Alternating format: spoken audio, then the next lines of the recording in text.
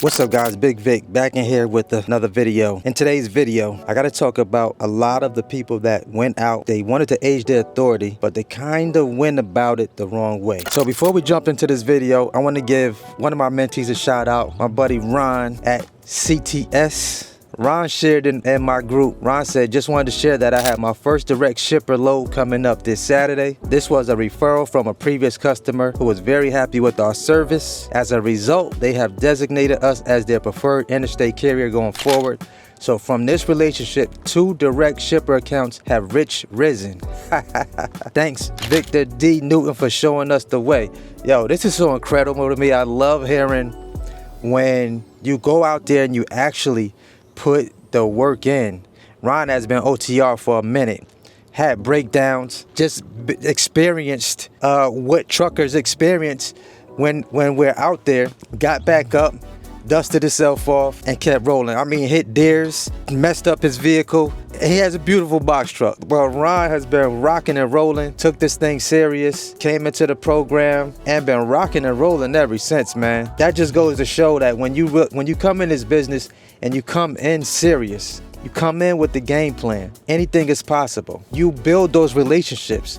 All that stuff happens in time. You get to build those relationships and you get to come in here and start winning and start making money. And then when you get those direct shippers, you're now able to cut out that middle person who was in the middle, which is mostly known as the broker. Congratulations, Ron. You're doing your thing. You're doing your thing in a big way. Back when I first started, I used to get a lot of people that would ask me, how can I go get my MC number, get me a VIN number? I don't have a truck yet, but I want to age my authority until it gets some maturity on it. How can I do that without a truck? So people would join these Facebook groups. This is another reason why I told you guys, stay away from them Facebook groups. There's a lot of drama, a lot of chaos, a lot of information that's being thrown out there in those groups. And a lot of it is not accurate and most of it can get you in trouble. Just recently had a good friend, Jasmine Black, shout out to Jazz. She reached out to me and showed me what she just posted in a group because she just got an Amazon account rolling, and out of nowhere Progressive hits her with the,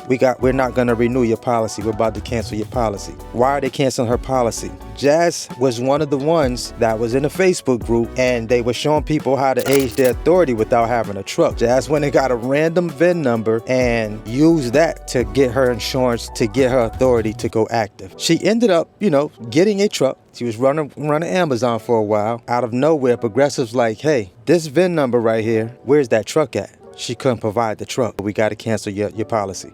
She says, hey, so Progressive is canceling my insurance because I used a random VIN to get my insurance started. And a lot of people did that because FMCSA won't allow you to get an MC unless you have insurance. Those first 6 months, she was paying about $800 a month without generating any income from her trucking business just to age her authority. Now, this is something I talked about, like I said, years ago. I was like, hey, don't get no random VIN number. It doesn't make sense to go get a random VIN number, be paying insurance and not generating any income from your trucking business. Like she said, if you rented a truck for a day and used that VIN number, now you have proof that you did have an actual vehicle that matched that VIN number.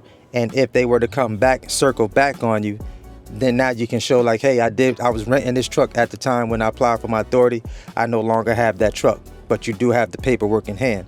But if you just go get a random bogus VIN number, as a lot of people were telling people to do, then that's going to come back to haunt you and you're going to lose your commercial insurance. If you have a brand new authority, Progressive has been like dominating commercial insurance sector for new authorities because a lot of the bigger commercial insurance companies would not let you get insurance because your authority is too new. Now, Geico is in the game. I was just recently at the Matt's Trucking event and What's up, man? We at the Mid-America Truck Show 2025. I'm over here with Bigg Vic TV. And if you don't know, you better ask somebody. Hello! And I ran into the Geico reps and I was like, what is Geico doing here? They was like, oh, we offer new authorities commercial insurance. Oh, really? Well, that was pretty good to know because for a while, Progressive basically was monopolizing the commercial insurance industry for new authorities because, like I said, a lot of the bigger companies like Great West, who I currently have insurance with, won't insure brand new authorities. You have to have at least close to 3 years, 2.5 years, somewhere in that ballpark, age on your authority and be in good standing. Don't go to the Facebook marketplace and grab a VIN number from over there. Don't do that. If you don't have that vehicle, don't try to age your authority that way. Now, if you have like a Sprinter van or another vehicle that you want to put commercial insurance on, you can afford to put at least the minimum insurance requirements that's required for you to age your authority, then do that way. But make sure it's a vehicle that you have in your possession. Don't go doing it the other way.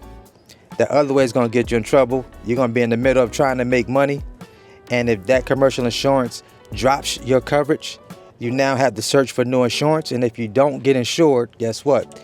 You're out of business.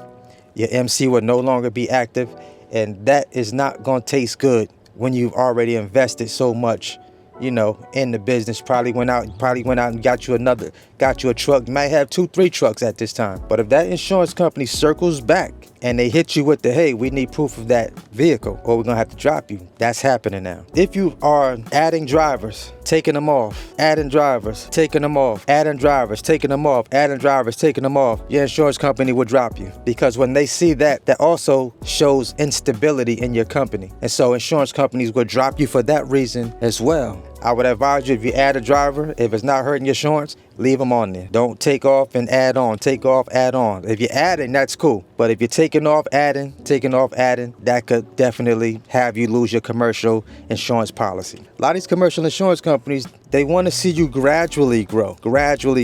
They don't want to see you scale up to 5 trucks in a year. That's a little scary for them. I wouldn't think it would be, but to grow at that rate, it's a little scary for them. And they will drop you for that reason. Here's what I'm gonna do. A few of you guys asked me to run the monthly subscription back for the Box Truck Freedom Academy. So from today until next week, I'm gonna let it run. You guys can get the monthly subscription for the $97 a month until you finish the program. I'm gonna let you in, $97 a month. Tap into the Box Truck Freedom Academy. Take advantage of the information that's inside of the program and get your business off to the right start. So here's a quick question I wanna leave you guys with. First and foremost, I hope that information helps you guys out. You're brand new, you're looking at this box trucking business. What number would you need to be at to be okay? A realistic number. Drop it down below in the comments. After you've paid your bills for your trucking company, what number would you need to make per month to say we're good? What number would you need to be at?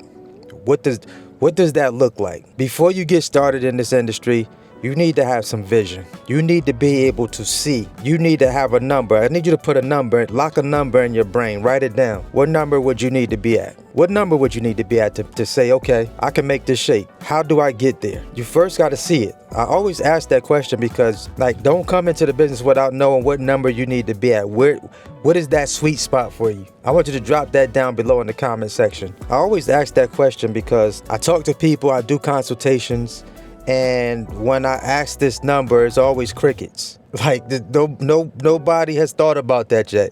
It's like, okay, I want to start my trucking business, but I really haven't thought about what number I need to be at every month for me to be okay. Like to pay my bills. If you want to include your personal bills, you can. But if you have a truck, you got that insurance payment that is going to swing around every single month. What number do you need to be at? Because you can bet your bottom dollar 2 things that's going to always swing around in the trucking industry. Taxes for that truck yearly, monthly truck note, or your insurance is going to swing around without a shadow of a doubt. Now, if you're in a position to go ahead and pay your insurance up front, then kudos to you. The average person doesn't have that capital right up front to go ahead and pay that insurance up for the year. Of course, you're going to save some money if you do have the capital to pay it up for the year. You're definitely going to save some ducats. I want you to think about that number that you need to be at every single month to be okay. Is it $8,000 a month? Is it $10,000 a month? Some of y'all saying $20,000 a month right now, $25,000. I just want you to be as realistic as possible, because most times when you put that number down and you kind of set that in stone, you find yourself exceeding that number that you put down there. And to even get to that number,